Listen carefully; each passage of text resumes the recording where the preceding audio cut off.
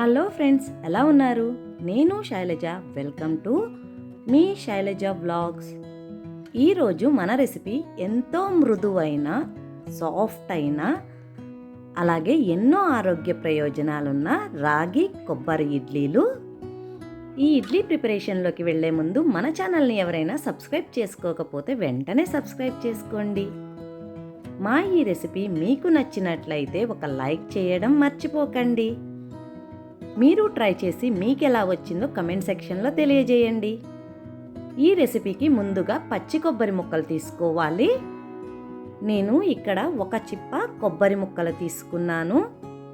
వీటికి పైన ఉన్న బ్రౌన్ పార్ట్ మొత్తము ఇక్కడ చూపిస్తున్నట్లు చెక్కి పక్కన ఉంచుకోవాలి.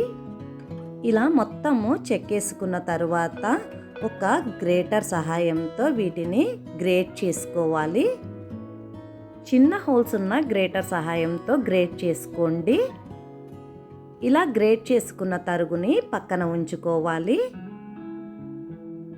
ఇలా గ్రేట్ చేసుకున్న తరుగుని నేను కప్పు మెజర్మెంట్ తోటి ఒక కప్పు తీసుకొని వేరొక గిన్నెలోకి పెట్టుకుంటున్నాను. స్టవ్ మీద ఒక పాన్ పెట్టుకొని 1 టేబుల్ స్పూన్ వరకు ఆయిల్ వేసుకోవాలి. ఆయిల్ వేడైన తరువాత ఒక 10 జీడిపప్పులను మధ్యకు కట్ చేసి వేసుకొని వేయించుకోవాలి. గోల్డెన్ బ్రౌన్ కలర్లోకి వేగిన తర్వాత సగం పప్పులను వేరొక గిన్నెలోకి ట్రాన్స్ఫర్ చేసుకోవాలి. ఇప్పుడు ఇంకొక టేబుల్ స్పూన్ ఆయిల్ వేసుకొని 1/2 టేబుల్ స్పూన్ మినపప్పు, 1/2 టేబుల్ స్పూన్ శనగపప్పు, ఒక 1/2 టేబుల్ స్పూన్ పసుపు కూడా యాడ్ చేసుకోవాలి. వీటన్నింటిని గోల్డెన్ బ్రౌన్ కలర్ వచ్చే వరకు వేయించుకోవాలి. ఇవి వేగిన తర్వాత 1/2 ఇంచి అల్లం ముక్కను సన్నగా తరిగి వేసుకోవాలి. అల్లంని కూడా నూనెలో బాగా ఫ్రై చేసుకోవాలి.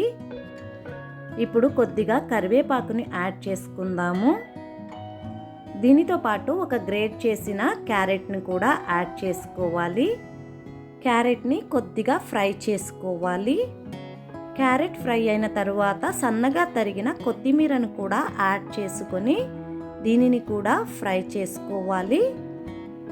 ఇలా ఫ్రై చేసుకున్న దానిలో మనం 1 కప్పు రవ్వని యాడ్ చేసుకోవాలి. ఇది బొంబాయి రవ్వ అండి, అదే ఉప్మా రవ్వ అంటాం కదా, ఆ రవ్వని యాడ్ చేసుకోవాలి. ఈ రవ్వని కూడా కొద్దిగా ఫ్రై చేసుకోవాలి. ఏ కప్పుతో అయితే రవ్వ తీసుకున్నామో అదే కప్పుతో రాగి పిండిని యాడ్ చేసుకోవాలి. ఈ రాగి పిండిని కూడా మొత్తం మిక్స్ చేసుకుంటూ మంచి ఫ్లేవర్ వచ్చే వరకు దీనిని ఫ్రై చేసుకోవాలి. రాగి పిండి వేగిన తరువాత మంచి స్మెల్ వస్తుందండి. అప్పటి వరకు మనం దీనిని వేయించుకోవాలి.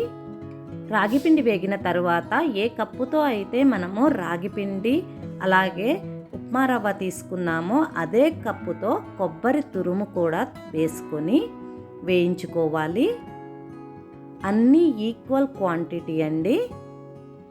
మనం కొబ్బరిని మిక్సీ పట్టి కూడా వేసుకోవచ్చు, కానీ ఇలా వేస్తే పంటికి తగులుతూ చాలా బాగుంటుంది తినేటప్పుడు. ఇడ్లీ చాలా టేస్టీగా కూడా ఉంటాయి. ఇలా ఫ్రై చేసుకున్న దానిని స్టవ్ ఆఫ్ చేసి కొద్దిగా చల్లారనిద్దాము. చల్లారిన తరువాత ఒక మిక్సింగ్ బౌల్ తీసుకొని దానిలోకి ట్రాన్స్ఫర్ చేసుకోవాలి మనం ఫ్రై చేసుకున్న పిండి మొత్తాన్ని.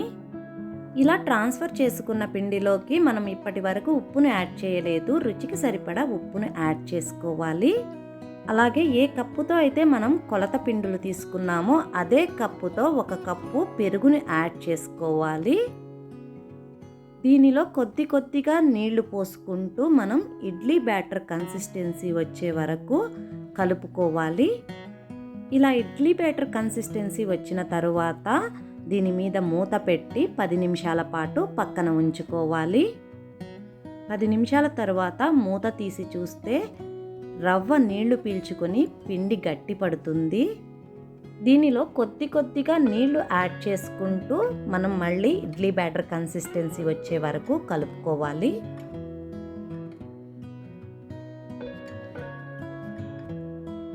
ఇప్పుడు దీనిలో 1/2 table spoon fruit salt Eno ఉంటుంది కదండి, అది యాడ్ చేసుకుందాము.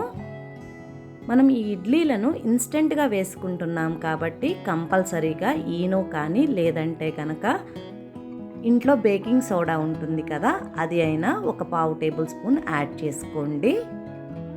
వీటి మొత్తాన్ని ఒకసారి మిక్స్ చేసుకోవాలి.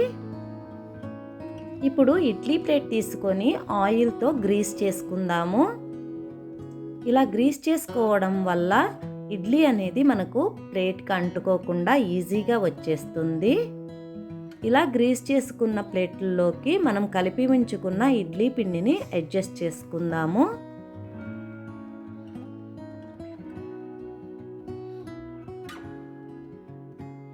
మనం ఫస్ట్లో వేయించి పక్కకు తీసుకున్నాం కదండి జీడిపప్పుల్ని, ఇప్పుడు దీనిపైన గార్నిష్ చేసుకున్నాము జీడిపప్పులతో.